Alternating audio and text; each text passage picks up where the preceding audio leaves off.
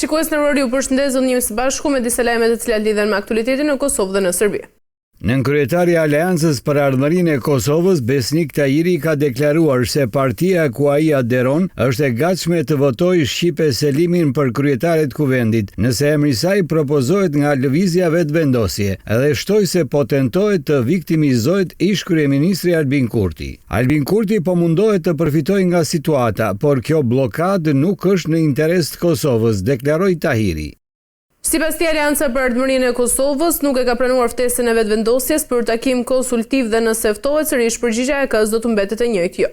Unë nuk shoh ndonjë ndryshim të opozitës për dy arsye themelore. Së pari, lëvizja vetëvendosje as që ka kërkuar nga opozita të ndryshojë qëndrim. Nuk e di se çfarë do të jetë përfundimi, por di që vazhdimi i bllokadës dhe mos konstituimi i kuvendit nuk e ndihmon Kosovën dhe lejon Kurtin të viktimizohet, theksoi Tahiri, duke shtuar gjithashtu se ndarja e opozitës dërgon një mesazh të keq te votuesit. Ai u shpreh se në votimin e fundit ka marrë pjesë vetëm LDK-ja, ndërsa PDK dhe ABK-ja kanë mbetur anash, gjë që Albin Kurti e di shumë mirë, duke shtuar se opozita po bën lojën e ish kryeministrit. Duke folur për një koalicion të mundshëm mes ABK-s dhe vetëvendosjes, Tahiri deklaroi se Fatmir Limaj beson se është koha tani. Ai deklaroi se opozita nuk po e bollokon punën e kuvendit, por se partia fituese nuk i ka numrat për të zgjedhur presidentin.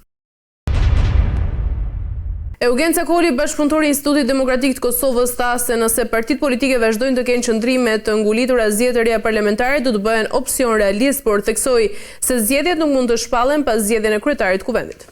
Ai nuk beson se zgjedhjet e reja do të sillnin një rezultat dukshëm më të ndryshëm nga ai aktual dhe u shpreh se një skenar i tillë do të ishte vetëm tregues i mungesës së kulturës politike dhe emancipimit të partive politike të përfaqësuara në kuvend, pasi ato nuk mund të gjejnë gjuhën e përbashkët as për një çështje procedurale, siç është zgjedhja e kryetarit të kuvendit. Zgjedhjet e reja, beson Cakoli, nuk do t'i përshtateshin as vetë lëvizjes së vetëvendosjes dhe as opozitës.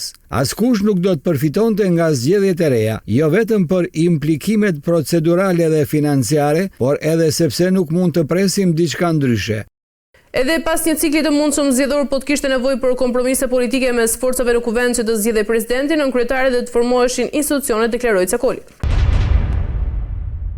Metropoliti i Malit të Zi ka përdorur dhe një herë në një ceremoni fetare për të përhapur propagandë politike kundër Kosovës, duke e krahasuar tragjedinë historike të Jasenovacit me realitetin e sotëm në Kosovë. Joaniki e bëri këtë teksa mbante një liturgji në kishën e Shën Kryengjillit Mihali në Podgoricë me rastin e 80 dhjetorit të shpërthimit të kampit të përshëndrimit në Jasenovac. Jasenovaci është një Kosovë e shtrirë dhe shohim që ky martirizim nga Kosova po vazhdon sot e kësaj dite, dizinformoi ai për Kosovën. Pjesëmarrja e Joanikijes për krah figurave politike si kryetari i parlamentit të Malit të Zi, Andrija Mandić, dhe ambasadori serb në Mal të Zi, Nebojša Rodić, dëshmon edhe një herë se ngjarjet fetare në Malin e Zi po instrumentalizohen me një qëllim, për të përforcuar narrativat pro-serbe dhe anti-perëndimore në rajon. Këtë dëshmon dhe vizita e patriarkut të kishës ortodokse serbe Porfirie në Moskë, ku ai u takua me presidentin rus Vladimir Putin. Sipas një deklarate të shërbimit për shtyp rus, në takim u theksua kontributi i kishës ortodokse serbe në forcimin e marrëdhënieve mes popujve rus dhe serb, të cilët, siç u tha, kanë mbajtur tradicionalisht marrëdhënie të përzemërta, të ngushta dhe besimi.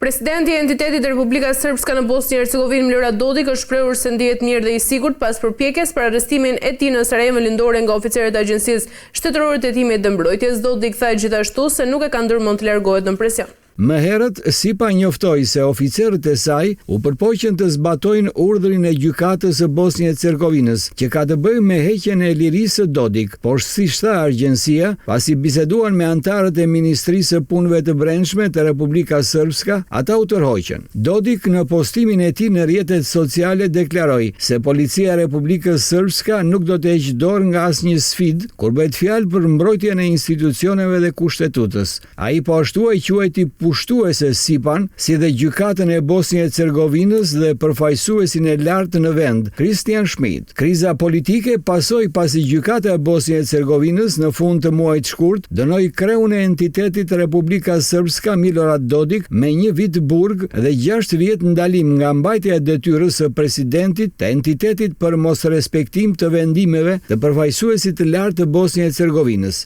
Gjykata kushtetuese e Bosnjë-Hercegovinës pezulloi përkohësisht ligjet e Asamblesë Kombëtare të Republikës Srpska, të cilat ndalojnë punën e agjencive shtetërore gjyqësore dhe të sigurisë në këtë entitet.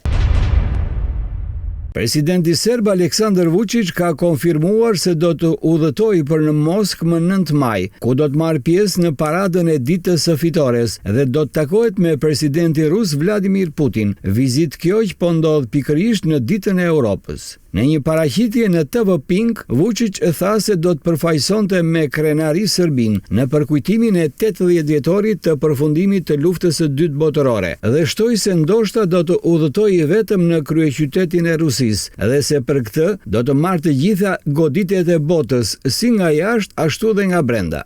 Ai njoftoi se do të diskutojë marrëveshjen e re të gazit me presidentin rus si dhe të ardhmen e industrisë serbe të naftës, e cila kërcënohet nga sanksionet amerikane për shkak të pronësisë ruse. Ai gjithashtu paralajmëroi edhe vizitën e komisioneres për zgjerim të Bashkimit Evropian Marta Kos në Beograd në fund të muajit prill dhe shprehu shpresën se para se të niset për në Moskë do të ketë mundësi të bisedojë me përfaqësuesit e Partisë Republikane dhe leadershipit amerikan. Ne me kaq shprehim mbyllim të nderuar teleshikues, bashkëmi sërish nesër me tjerë zhvillime.